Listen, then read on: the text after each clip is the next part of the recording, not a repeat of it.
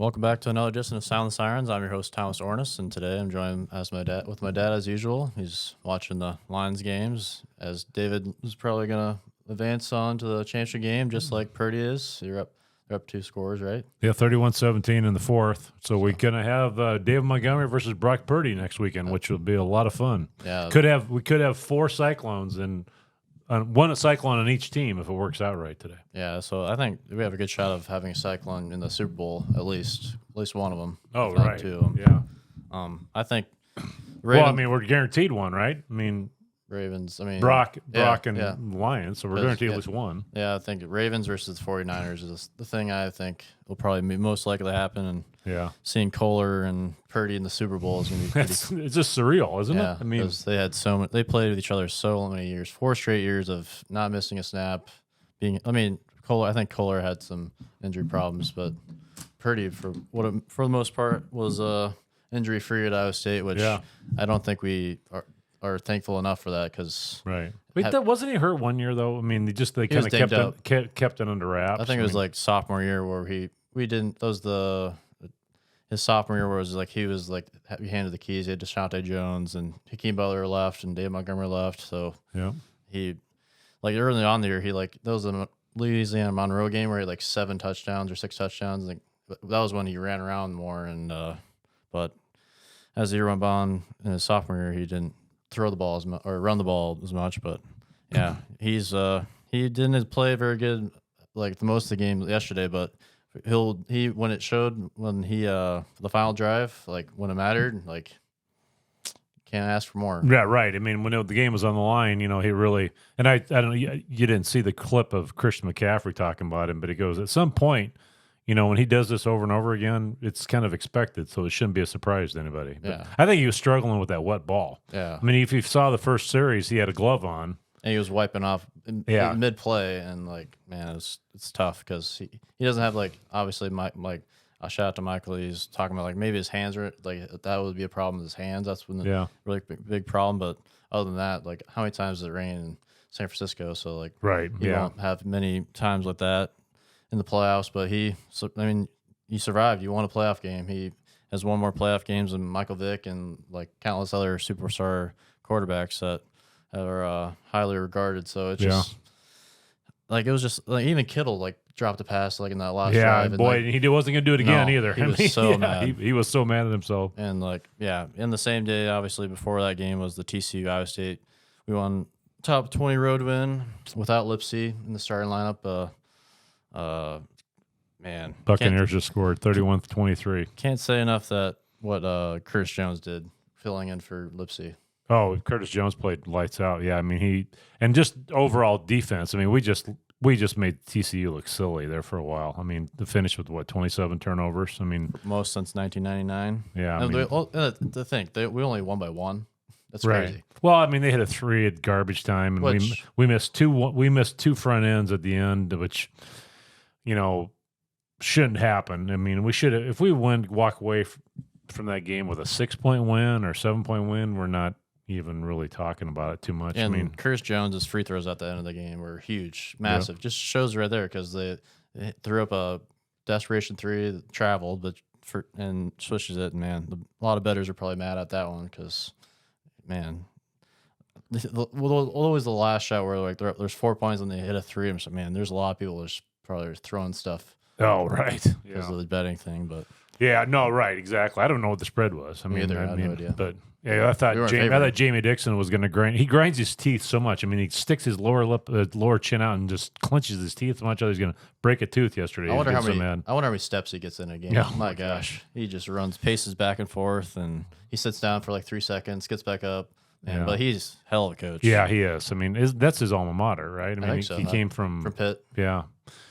Yeah, no, it was a big win. I mean, any road win in the Big 12 is big. I mean, obviously, and so we ask Kansas that exactly. So if we can hold serve at home, still, we've already got 2 road wins, right? Yep. Yeah. So I mean, we're playing with house money at this point. But the next 4 games are freaking brutal. I know. Kansas State, Kansas, at Baylor, at Texas. I mean, but that's the Big 12, and this is what we signed up for. So And I think if we can get Lipsy back somewhat healthy, I'm not. I think. Do you think he'll play on Wednesday? I didn't see I was in a meeting in Minneapolis, and I was halfway watching the BYU game, and then when it got out of control, I stopped watching, to be honest with you, and I didn't see the injury. So, as a guy that's had shoulder problems many times from sports and different things, it's in basketball you have to pick your hands up above your head constantly. And it was kind of like when a guy went up and like he was like this and like it just went.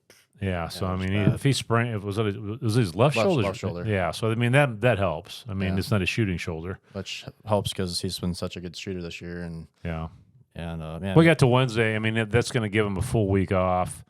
I don't know. I mean, I'm sure they're got some of the best shoulder guys in Iowa, if not in the country, down there in the McFarland Clinic with those guys. Like those 27 turnovers, some of them they just passed it right to us. Like one was just like they just passed Milan the ball right. I was like, man, and then Milan had one of those where he stole it, then got a jump ball. That really kind of. Well, he was rumbling and fumbling down the court. I mean, I think he was just trying to outrun the guys, and it didn't work out too good. But Milan looks like a freshman every once in a while, but. He's playing a lot of minutes, and everybody in the conference is denying him and trying to keep the ball out of his hands. So, I mean, our two guards we got from the portal are playing really well. Milan obviously is playing well. And Hassan Ward, for the love of God. I mean, how do we underrate him last year? I mean, we were worried about him transferring, and we didn't even think it was going to be that big a deal. Now he is somebody we can't even keep off the floor. I mean, I think he should have played at the end longer. And I was sitting, you and I were talking, and we're trading texts about things, and couldn't figure out why he wasn't in the game. But, and then I've heard a couple of buddies of mine shout out to Gus and Wooters, were texting why he didn't take the ball down the lane and flush it at the end. He did that little floater. He had 4 fouls, and I think he was scared to death of getting an offensive foul. Yeah, because it was overtime. He'd be huge if he we couldn't have lost him. And that's problem might have been where TJ's head was. I mean, if we go to overtime, we can't lose him. So, Hassan's playing lights out. Bob has given us what Bob can. I mean, he still doesn't try to do things he can't. But, if you got to choose between Hassan and Robert right now, I think you got to go with Hassan. I mean, he's just, if we can keep him healthy, I mean, I think who knows? He's going to get better. He's behind the 8 ball a little bit because he hasn't played as much as the rest of them. So I think he's going to get better every game. And I think yesterday he touched the ball way too much because Lipsy wasn't out. Because I think, like, just thinking back of like Rob's first year at Iowa State, like we ran the lot, like we'd give the post a lot of ball, and like the post would run that, like we'd get the ball to the post and then we'd run our offense. I think we kind of went back to that against TCU, but I mean, it's hard to complain about winning on the road. Like, I don't know, just like the first half, it was just like, all right, let's just absolutely just throttle them. And then like, it was like, how many times were we almost like, we just let it go at the very end where like we just let up easy layups and turn it over. But man, a huge win on the road. And it was like a TCU crowd. It was like the biggest TCU crowd I've ever seen. I said that during the game. I said, they usually don't have anybody there. No, it's packed. Yeah. I mean, I don't no idea what that holds. I mean, that's not a very big arena, but they have the hard, them and Oregon probably tied for the worst floors. I mean, it's so hard to watch the game because of that obnoxiously purple thing, and Oregon's is worse. But it's a huge win. I mean, I don't care. People were complaining that as a 1-point win after we were blowing them out. You don't get style points in this league. It's a win. Nobody cares in March whether you won that game by 1. All they want to know is whether you won or not.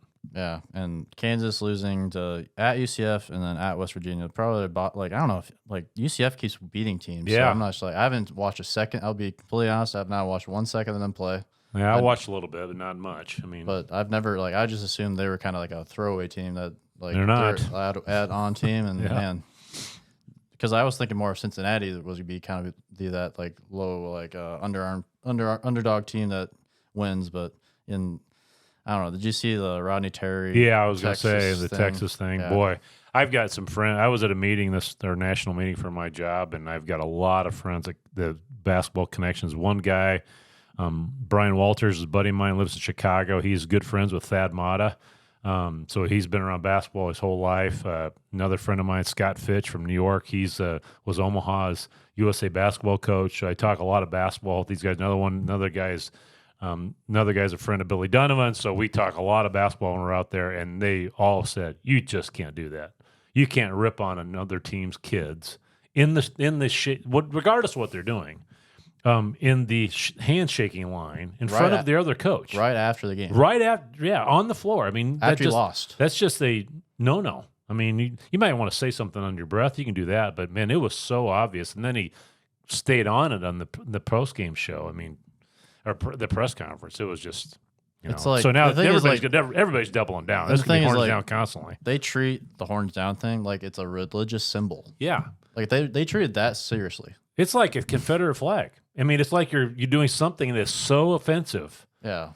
That you shouldn't ever do it. You're just, I don't know. You think about all the things you could do at BYU or some of the other things you could do that would be much more offensive. Yeah. Horns down is, what it was. I saw one of when we were at the Texas game for football this year, I saw an anti-Iowa State shirt from a Texas fan. I can't remember what it said, but nobody was complaining about that. It was a lot more offensive than horns down. I know that. Yeah, but and Texas wins this week, or following that game up, and then he said, we don't act like we won championships after we just win. And we expect to win. Yeah, and they obviously Tyrus Hunter makes a sweet buzzer beater layup, and they act like they won the championship. But it was against a top 10 team, Baylor, and was that at Baylor or Texas? It was at Texas. Yeah.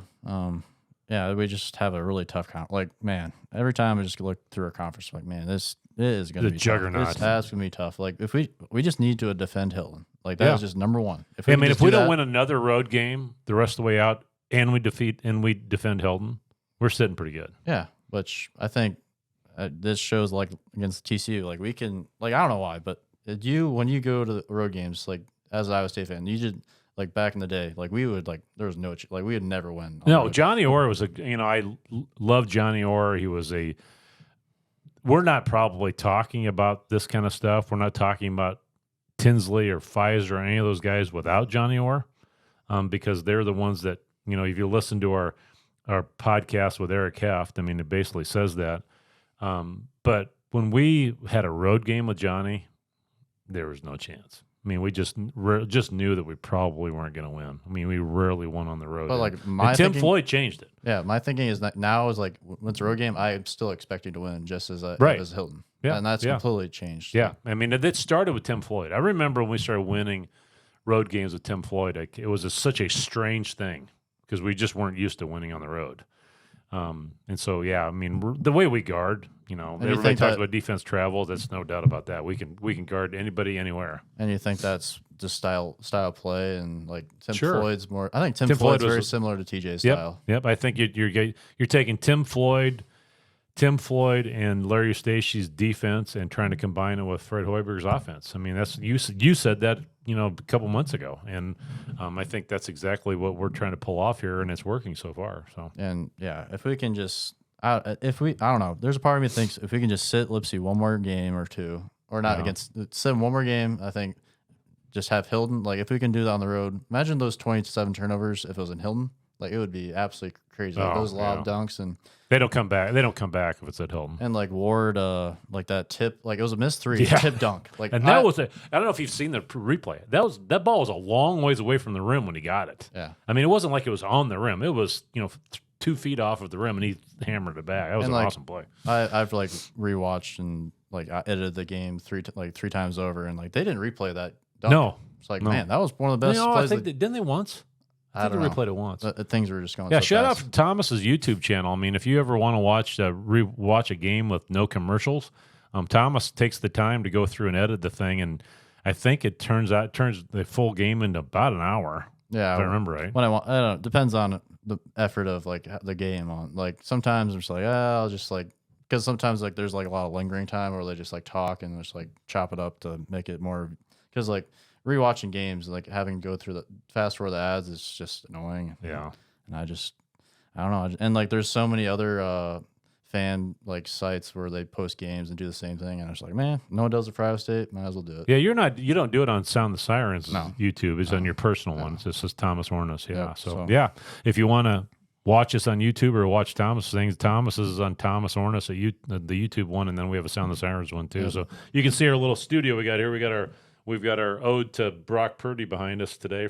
It's a picture of him after it was that. The funny thing about that picture is it It wasn't. It was taken back from a penalty, but that picture is like so good that someone took a picture of it, and like it wasn't actually a touchdown. I guess it was against UNI. It was Sophomore I year, didn't know yeah. that. Okay. It was the game where we were at Michael's wedding, and when he dove on the ball, and gosh, what a play that was. Yeah, let's not relive that one. That was brutal. We're all huddled and watching it on the phone, and like all the women were getting really mad at us because like, man, we're just like priorities, people. Like, but it was the groom that was the leader. Michael was the one to watch it. So who scheduled? By the way, who scheduled the wedding on a home football game when you're an Iowa State fan against you and I? But Brock Purdy saved the day though. Yeah, that's right.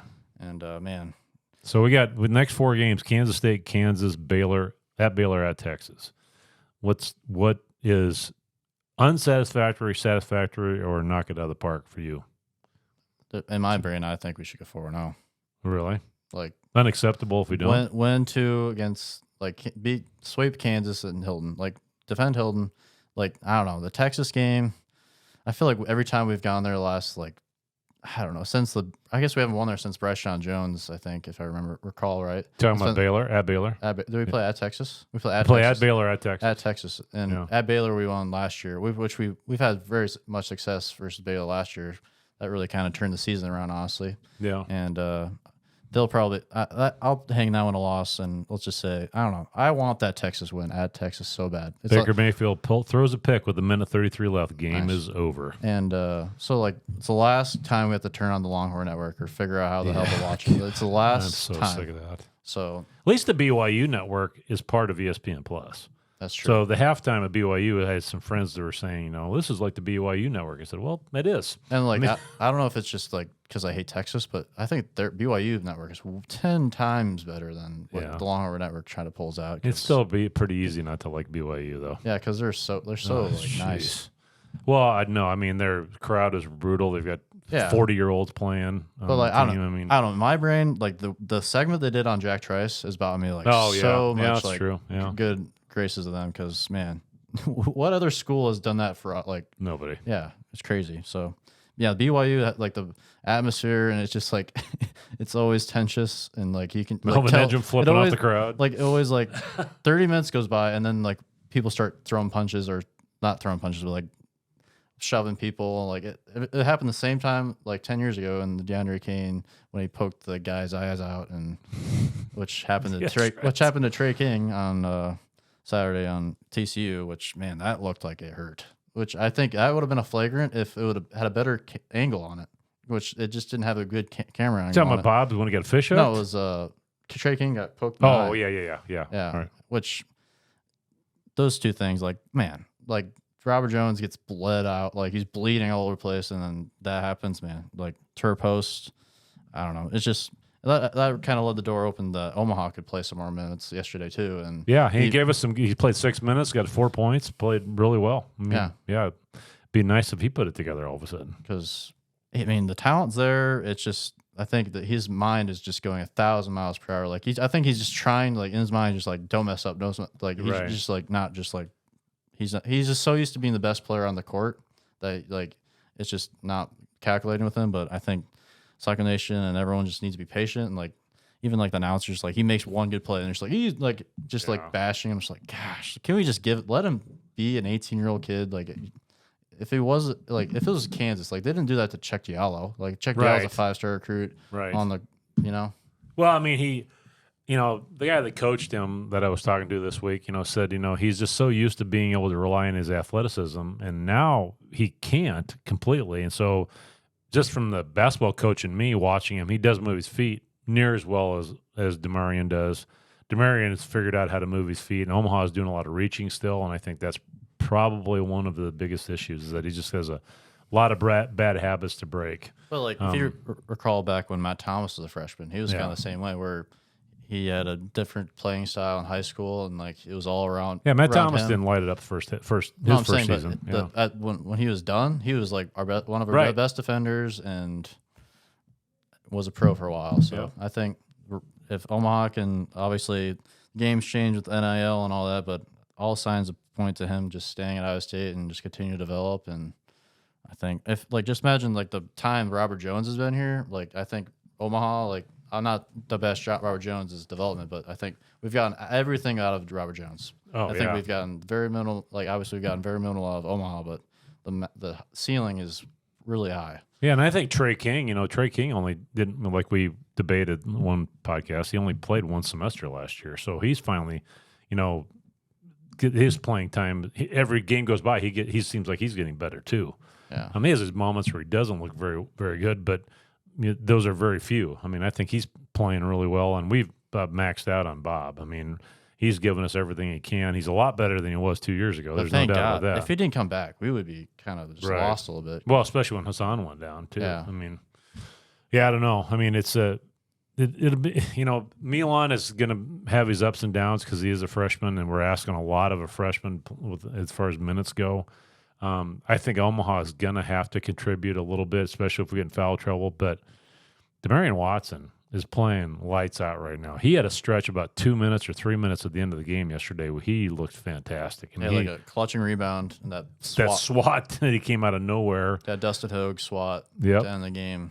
Yeah, perfect. I'm so impressed with Demarion. I'm so glad he didn't go the way of Eli King, that he stuck around. So. And the thing is, if he can just develop a sort of jump shot where occasionally he did it at Kansas last year, I think if he can just continue to do his role and he just rebounds and just does the dirty work, I think he can just find ways in the offense. And I think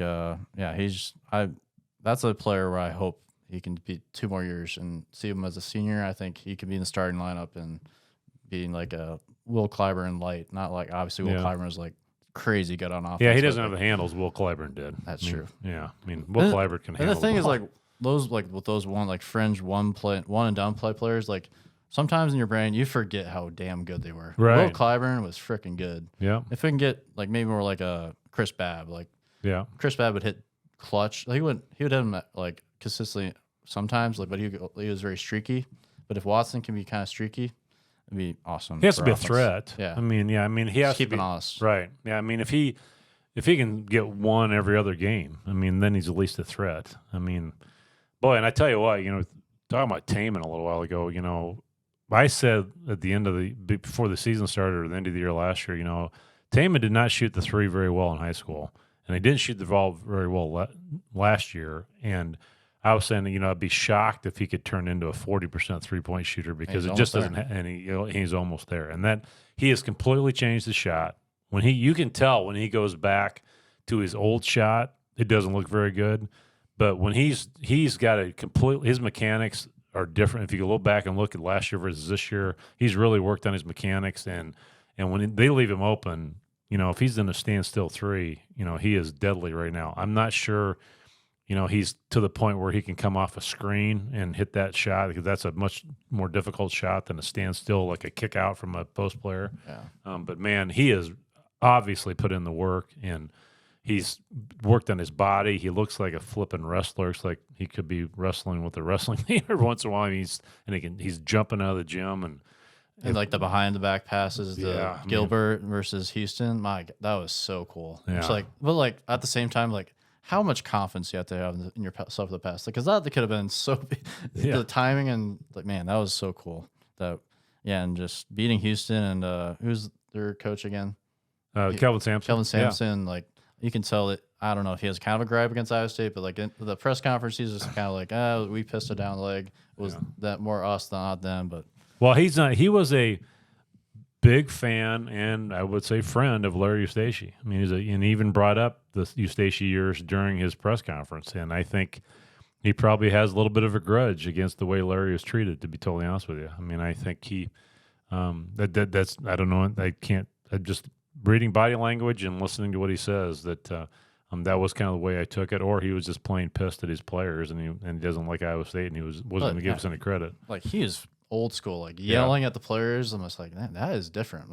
I just vividly remember Bobby Knight back in the day, when he hit that kid in the face against Texas Tech or something. Well, a couple of Bobby Knight things was he choked the Reed kid during practice that they cut on film, and it really, it wasn't like he was trying to make him pass out. He was just mad. But then one of the worst Bobby Knight ones is that he got mad during a game and he acts like he's coming down to bend down to the kid to talk to him, and he headbutts him. Oh wow! And you can look that up. So as he's going down on the kid's sitting on the bench, and he's leaned over, and Bobby comes down to talk to him, and leans down and just gives him a forehead to forehead shot. Yeah. Well, how does that do any good to your team? Oh, he's just. I mean, I've been there. I mean, I had temper issues when I was coaching. I never hit a kid, obviously, but or headbutted him. But I know how frustrating it can be. I mean, when you work and try to get a kid to do something, and then he does the actual opposite. I mean, it's a hard pill to swallow. So that's why some of those old school coaches have kind of been weeded out a little bit because basically all of them. Yeah, kids can't handle it anymore. I mean, think Roy Williams, not obviously their coaching styles are completely different. The old coaches I'm gonna list off, but like Roy Williams, Coach K, like so many coaches, like even like Saban and all those coaches are. Well, Krzyzewski's out. Roy Williams is out. I mean, and like Kirk Ferentz is the only one that's left for that era. I feel like. Yeah, there's not many of them. No, Kelvin Sampson's got to be one of the last ones. I mean, you go down the list of the veteran coaches that are out. Rick Pitino's still doing it. So, yeah, it's just I always said when I was coaching that when I'm yelling at you, you shouldn't be worried. But if I stop yelling at you, you should be, because that means I've given up. Yeah. And I always try to tell kids, if you listen to what I say, regardless of the volume, you need to listen to what I say. I'm not criticizing you as a person. I'm criticizing what you're doing.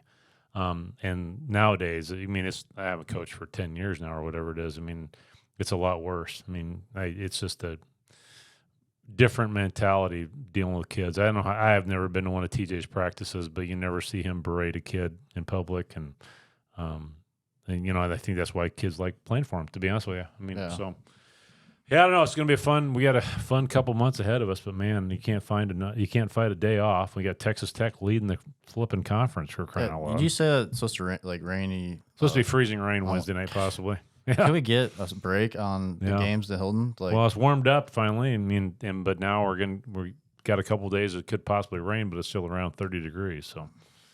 I feel like Hilton just waiting. Like obviously the Houston game, like past couple games probably were awesome. Wasn't able to make it, but man, the Kansas game on Saturday I feel like is going to be students are back. Yeah, it's going to be a show. And like I don't know, like Kansas is losing at UCF and West Virginia. Is that more concerning that they might have a step back game on Saturday or yeah, with Bill Self that makes me nervous because that means that in practice that Bills had a reason to get their attention. Yeah. And they usually come out and play really well right after that. So I don't know who they play midweek this week, but I'm glad we're not playing the next game. I mean, I'm glad we're not playing Kansas on Wednesday because I think whoever they're playing is probably going to be in trouble because Bills obviously got their full attention now. So, Kansas State is leading aren't they tied with Texas Tech right now? I haven't really looked this. Yeah, Texas Tech. So I think they both have one loss and one loss in the league right now. And how many losses is the conference winner going to have this year? I mean, we're 5 games in, and the guys in the first place have 1 loss. We've already got 2. Yeah, could we have 6 5 losses? I mean, and win the conference this year? I mean, is that completely out of? The thing is, here's a question: would you rather us win the conference, like right now, if you had to make a decision, it was up to you? All right, we can win the conference in the regular season, but you lose in the first week in the first game in Kansas City, or the second option is get like 3rd or 4th in the league and win in Kansas City going into the NCAA tournament. Which one would you pick? I would pick option 3. Win the outright regular season and lose the second round at the Big 12 tournament.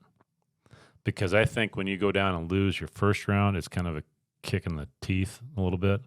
I think we learned that with Tinsley and those guys when they won the league, lost to Baylor, and then went and lost to Hampton. I just think it's I mean, Larry Stacey always said, how much harder it is to win an outright conference championship because there's so many games and it's such a grind versus even getting to the Final Four for that matter. So I think if we won the league and then got 1 win in Kansas City and then went home after that and got ready for the tournament, I think I would take that. But I don't know. I winning the outside. We've only done it twice. Back to back. I mean, winning the outright league championship is a unbelievable accomplishment. So I think I would take that, and then everything else is gravy after that. So, yeah, I was right. Texas Tech. I just looked it up. Texas Tech is 4-1. Kansas State's 4-1. Kansas 3-2, along with us, Oklahoma, and Houston, and Baylor. So and the formula of winning the Big 12 from those 2 years was undefeated in Hilton and undefeated against Kansas. Yeah, which we don't play Kansas twice this year. Yeah, we don't play Texas twice this year. Yeah, we've got 19th ranked TCU as second to last in the conference right now. It's insane. They're 2-3. And like the thing is, like I haven't seen any games other than like we played them yesterday. I think we saw one of the worst versions of them in the first half. Like man, just throwing in the. Well, they don't look like they cared for a while. They were just just like, can you guys even like? The announcer's just like, man, they can't even like get like across the half court line without turning the ball over, and they're just throwing us the ball and. Man, our defense is really good. Don't get me wrong. Right. And our pressure, like Keyshawn was money on defensive end, and Curtis Jones. They do have Curtis Jones, Gilbert, and Lipsy like on the ball defending, steals wise. And Jackson Pavlovsky's good on the ball too. I mean, he's struggling a little bit on the offensive end, but he, one-on-one, he can stay in front of pretty much anybody right now. Which I think shocks a lot of people. And I think Hassan is too. Yeah. I mean, all of them they obviously work on man-to-man defense, just one-on-one a lot, because when you're 5-man can guard a guard out of the perimeter. The thing with Hassan is when he gets on a guard, his hands, like if he just get his hands like on here, he is all the way down here. Like he has long ass arms, just like use them. And man, what drove me crazy about yesterday's game is that it was both ways. It was on us and them. Is that anytime somebody drove to the lane and the principle of verticality there, you really backing off on, calling shooting fouls more, it seems like. But Hassan got some really bad calls yesterday. And then there was a couple bad ones on TCU towards the end too. But it's almost like a referee anticipates that when you jump, you're going to foul them. And like the block just drives me crazy. Like what did we say a couple podcasts ago? That when the conference play starts, they're just going to call the block charge exactly what they used to. Yeah, and that's exactly what's happening. And like there's a lot of them yesterday. I'm just like, I don't think that's a charge, but they just did. Like there's one where Gilbert Gilbert's really good at that though. Yeah, he jumps backwards. Yeah. I mean, he actually propels himself backwards. He's really good at that. Yeah. Yeah, Gilbert. Man, if we can get one more year out of Gilbert, I think, man, him and Gilbert, like him, Lipsy, and Chris Jones, as I said, those three guard, like going back to like the years where we actually won it, like it was Pfizer. And then but the guards were kind of wild. It was like Tinsley, Kentrell Horton, and Mike Nurse. Yep. Those were insane. Tough kids. Like 3 point guards. Yeah. Nurse played point guard the year before. And I think we have a similar formula, and like our posts, we have depth there. Like with a freaking 5-star McDonald's All-American who's just sitting there waiting, getting little minutes there. But I think, man, we just have a lot more depth than we're used to, honestly, on the. And that has to do with Robert Jones coming back is a huge part of it. Yep, and Hassan not transferring, and so I mean, our depth is probably as good as it's ever been right now. And like the very end of the year where we played good against Baylor, it was like Hassan was a huge part of that. And like if that stretch doesn't happen, I'm not exactly sure if Hassan even plays basketball this year. Right? Yeah, we were worried that we talked about it then. That we were worried that he was gone, but man, he's one of the best centers we've had and. Good while, just like defensive and offensive wise in a long time. Like I don't know, like Jamil was like I think Jamil was better than we probably remember. Yeah. But like there's so many gap years where it's like we were just waiting for something like that to happen where we can like have both, where it's not like always good on defense, but he's just an absolute wreck on offense. Where it's just like, and he's a grown ass man too. Like his Hassan, 6th year, and it's just like.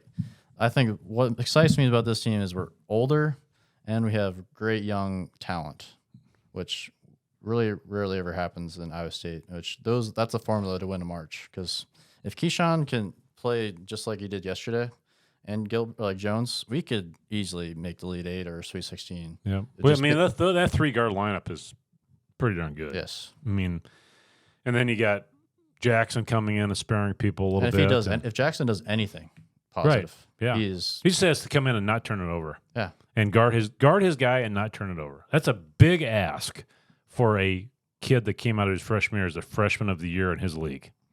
But asking him, we don't care if you score. Yeah. That's a big ask from a guy. Any of the guys out there listening, and if you had any success in sports, and then you get put on another team, and they say we don't need you to score, that's a big hit to your ego. Yeah. And it takes a right person to be able to handle that. But I think when like he's just a sophomore, but just like thinking down the road, like when Gilbert and Jones leave, he can probably step in and get more minutes, and who knows? Like we got Jelani Hamilton and yeah, I mean we got JT Rock, the biggest kid on the bench. Yeah, in street clothes. I kind of wish we could like if there was a service where we can just like if they did like one practice a week where we could watch just like an hour, like a 30 minutes or so, like that'd be fun. Be awesome to watch. Turn the cameras on when you're scrimmaging. Because I'm sure it's just like the scrimmages there, like even back when like Royce was playing, like Royce, Chris Allen, Chris Babb, like they were probably just murdering our team. Yeah, they were. I think. Yeah. Anthony Booker and yeah. I mean, if you look at the huddle, JT Rock is considerably taller than Hassan. Yeah. I mean, crazy. And he should be a senior in high school right now. Yeah. I mean, so he should be getting ready for the spring dance. Which he's practicing against grown-ass men. Right. So he'll be ready next year. And which is so you think about, I mean, we do this way too much. We're talking about the future, but think about DeMarion, Omaha, Milan, and JT Rock. That is one long lineup. Yeah, and obviously we're hyping up this 17-year-old kid, but man, I think how many times we get a top 50 center to come down? Yeah, never. Get like a year to, especially with the just like the 1 year, like how many times we've had players to sit out where gotten better, like Deontay Bird and Abdul Nader, and TJ was around then. So I think JT Rock, obviously that's why he did that versus go to like a prep school or something. Right. So yeah, he's getting free school too. I mean, let's not underestimate that. I mean, I just talked to another friend of mine whose son played for University of North Dakota last year. He played in Hilton last year, and his son was on that team and used up all of his eligibility. I think he used the COVID year, and he is finishing his PhD. Wow. So during all of this basketball, he was in 2 different schools. In college for 6 years, he gets a free PhD. Wow. I mean, that free education thing is still should be underestimated. I mean, they're not canceling student loan debt for a bunch of athletes right now. Yeah. I mean, and there's a Miami tight end. This is going to be his 9th year. who was the guy that we were talking about that somebody, who's the kid we played against from Grambling this year? That was about Terrence Lewis. Terrence Lewis is about your age. Yeah, he was. Yeah, that's crazy. He was in the class of 2018, I think. Yeah. Which, man, that was a long time ago. Yeah, it was a long time ago. And we were hyping him up for a long time. Yeah, he was your favorite. I mean, he's your password on something. Yeah, he was. And he because like during the prom era, we were just like looking for hope and just like watching the warm ups, and he could actually drain threes. I'm just like, he couldn't guard a goddamn. He couldn't guard anything. He couldn't guard a orange cone, as John Baggs would have said. But God bless him. So we need to talk about the women too. I mean, Audie Crooks. Tell you what, she's going to get some NIL money thrown at her from the big boys in this off season. I'm afraid, and I'm assuming she's going to say no. But 18 years old, coming out of a graduating class of 35. And has been freshman woman of the week twice now, playing lights out. Emily Ryan, possibly my favorite women's college basketball player at Iowa State I've ever seen. She is so tough.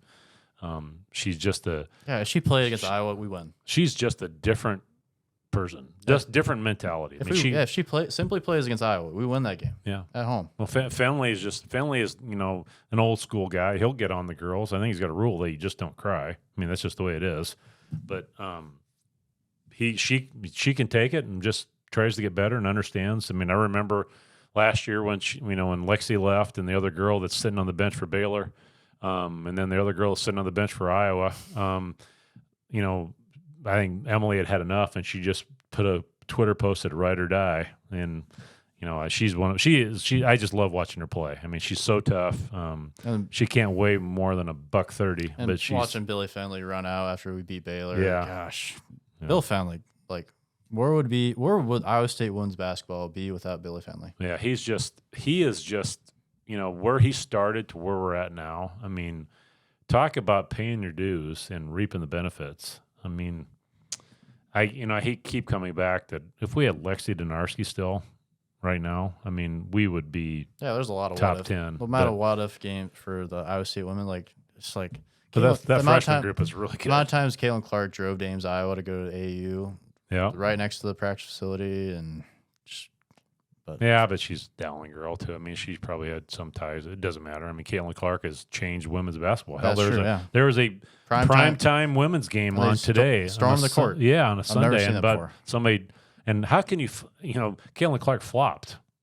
It looked like to me when she got hit. I mean, I probably am going to get crucified for that, but she kind of really sold it a little bit when she got hit by that girl. Luckily, she didn't get hurt. Probably just scared the living I'm crap probably out of her. being too mean to her, but I've watched that clip 15 times.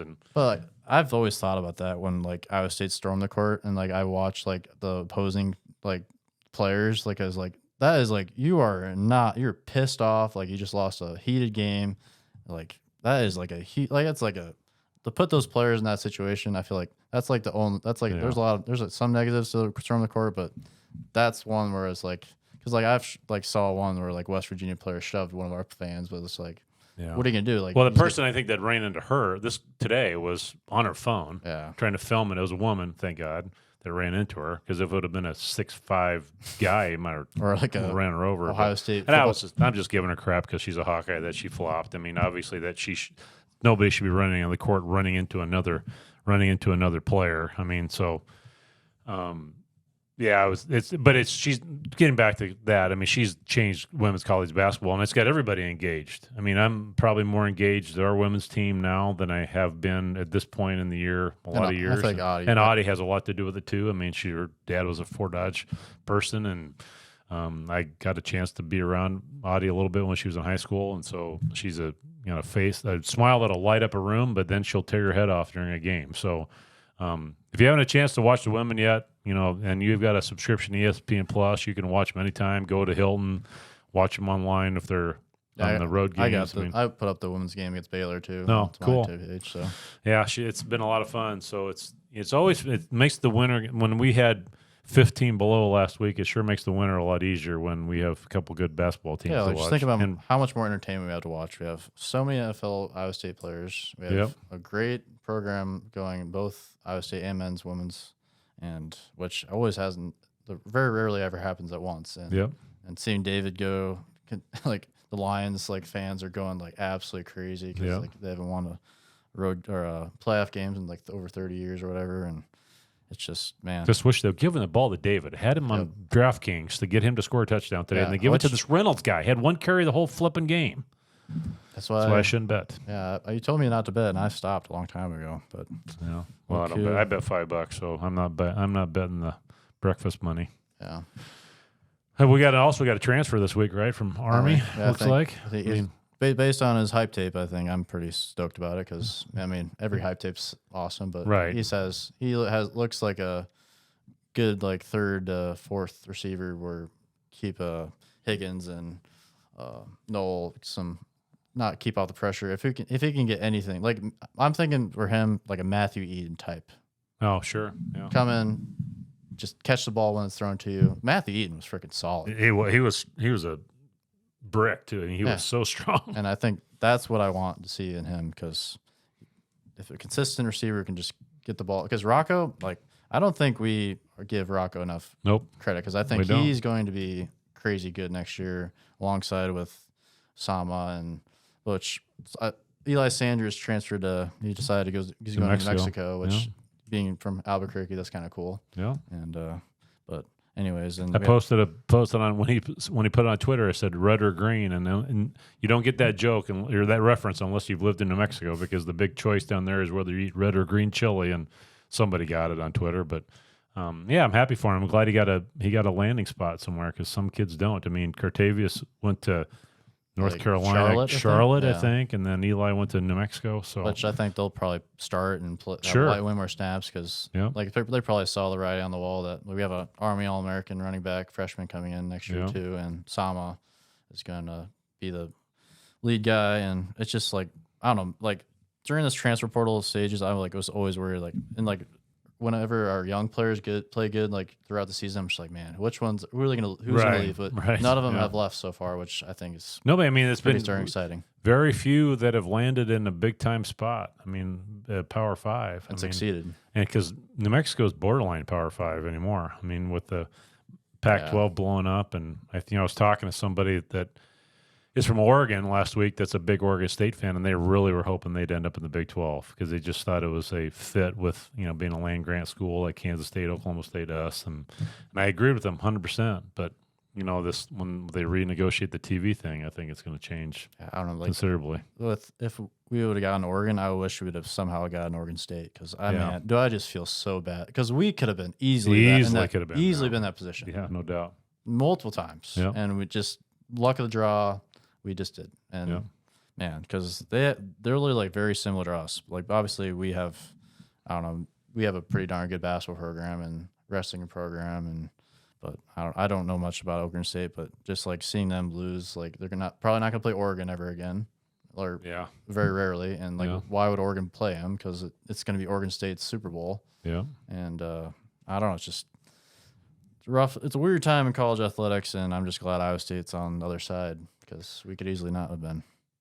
Right. No, we could have easily been one of the people standing when the music stopped, and luckily right now we're just gonna have to take it year by year because it seems like things change constantly. I think we've said this a million times, and I'm not going to belabor it, but they got to get their minds wrapped around this whole NIL thing. I mean, when you've got a women's college basketball player making 3 times the amount of money that a NFL quarterback is making, I mean, that just doesn't make sense. I mean, so yeah. I mean, this Army kid that's coming in. I mean, if you follow how Army has to run things, because he has to be an Army cadet while he's there, he's probably pretty mentally tough and he's probably pretty physically tough. So and discipline, like that's the biggest discipline, thing. Exactly. And that's what Campbell's looking for, and I don't know, maybe he can be like a special teams player, which kind of sucked that. Yeah, I don't know. Have we I don't know had a podcast since we talked about did Cade Madsen getting that award? Did we talk about it? No. So Cade Madsen, the local Humboldt kid, is a walk-on, got on special teams a little bit this year, got practice defensive player of the year at their banquet. So we're pretty happy for him. I mean, he's taking it one step at a time. He's a true sophomore. Got on the field a little bit this year. He told me that he was looking forward to being able to travel because he just plain hasn't been. He's been to Florida once, and he really hasn't been out of the state of Iowa. So he got to go to to BYU and see the mountains, and that was cool. That'd have been awesome. Yeah, so he got to go to the bowl game. Was that the Kansas State game?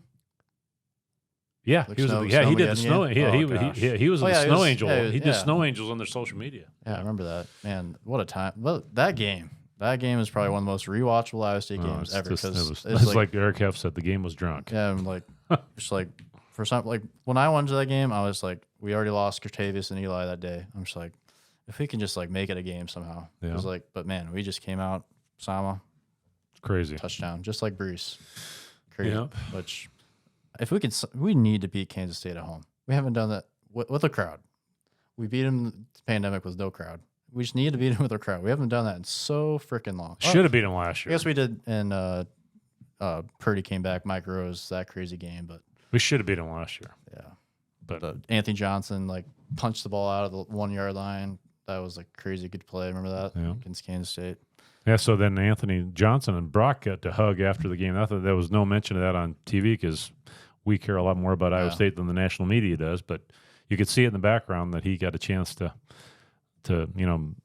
talk to him a little bit. Which Anthony Johnson's had a great year. He has had a fantastic year. Yeah, we probably should talk about him more. But in like special teams and like obviously I watch more and more Green Bay games now, and he's like, I was bummed because Lazard left, and was like, oh, then they drafted Anthony Johnson. I'm like, sweet, at least we got one Cyclone on the team. Yeah, he's done freaking good. Yeah, yes. Yeah. So, what else you got on your list? We cover everything. I think we got everything. So. Yeah. So we are. What are we? Today is the 21st. So we're about 2 months out from the Big 12 tournament already. Is that about right? Yeah. Still got your rooms booked? I do. Yeah. So, nice. Yeah. Well, hopefully we can keep it going, stay injury free, and get through this juggernaut somehow. I mean, show up to if you obviously.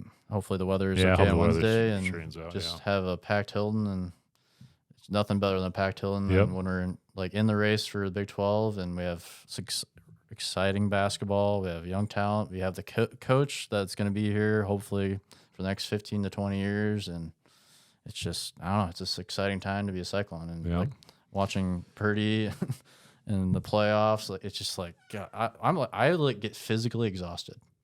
I get physically exhausted after the Purdy game because I'm just like After the Purdy game? like after Yeah. that 49ers game, because I'm just like I don't want, I want him to do good. Also, I'm just like everyone's just trying to wait for him to do bad, just to Right, bash yeah, him. And right. It's just like trying to It's defend. like watching a relative play. It's like trying to defend him. It's like, man, because like every time he like obviously had some like obviously there was pouring rain and like had almost 2 or 3 picks that Yeah, could it's have been there, close. but I'm just like, oh gosh, because like I just can hear like the sound bites of like Colin Cowherd and Nick Wright and like all these talking heads that make money at just bashing random people, but they get paid a lot of money to do that. But Yeah. and like Skip Bayless isn't mine. Just like he's a huge Oklahoma fan, so like the only time you saw Iowa State play was against Oklahoma, and like Purdy was like hit or miss when he played against Oklahoma.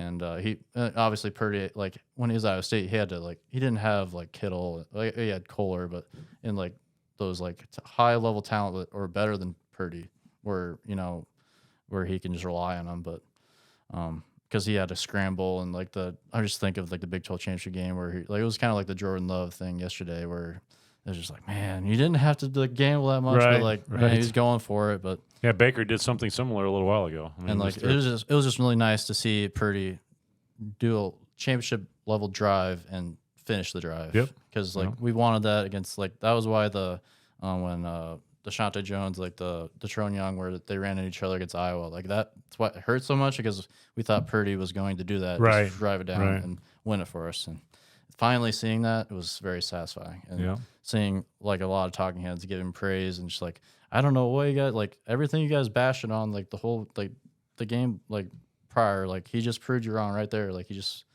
got a championship going to the championship game, so it's gonna be an exciting time. Yeah, I hope he gets the Super Bowl. That'll be a lot of fun. Yeah. But if he doesn't get there, that means Dave Montgomery's going. So it's kind of a win-win next week. Back-to-back years where he has a chance to do that, but this will be the first time where hopefully he plays the whole game. Yeah, it doesn't get hurt. Yeah. So. Yep. All right. Well, I got 2 things I wanted to finish up with. Obviously, being an Iowan, if you're out there, you listened about what happened at the tragedy at Perry High School a couple weeks ago, and unfortunately, we lost the high school principal there was trying to defend his kids, and we lost him last week. And saw the funeral on TV. I talked to somebody that was actually there that knows him very well, and it was a horrible tragedy. Just got to make sure we appreciate our teachers and principals and everybody out there that go to school every day and are dealing with a lot more than math and science right now. And it's your mom is a teacher.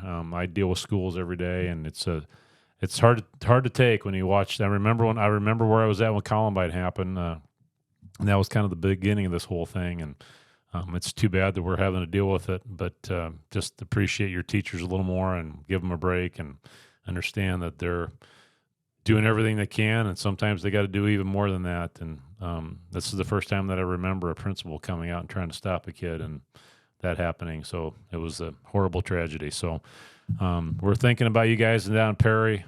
It's obviously been thinking about you a long time, and it'll eventually heal, but there's still people in the hospital over this whole thing that I kind of wasn't even aware of till I watched the news this morning. So just keep them in your thoughts and prayers, everybody, because all the teachers out there probably need your help mentally a little bit, especially if you've got kids in school. So, and then also, if you haven't told obviously we're commercial free and we're doing this just out of our passion for Iowa State.